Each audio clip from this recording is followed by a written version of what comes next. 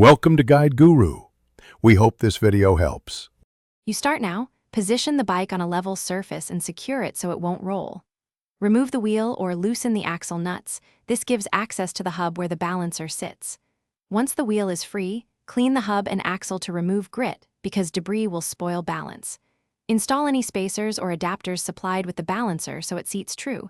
This step prevents wobble later. Make sure parts fit snugly. A loose fit equals poor balance and extra wear.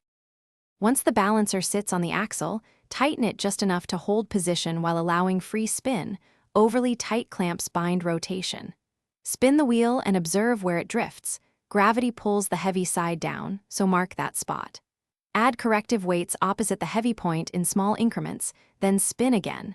Repeat this measure and correct loop until rotation runs true. Make sure to check both directions of spin, because asymmetries can hide when you only test one way. Finish by tightening axle nuts or quick release to the manufacturer's torque. Good clamping keeps the balance you just set. Once secured, do a gentle test ride and note any vibration. If smooth, you're done. If you feel wobble, make one key check first. Inspect hub bearings and rim trueness, because weight adjustments won't fix mechanical play or a bent rim. If bearings are loose or rim is bent, address that before rebalancing. Then repeat the balancing steps for a lasting result. Thanks for watching.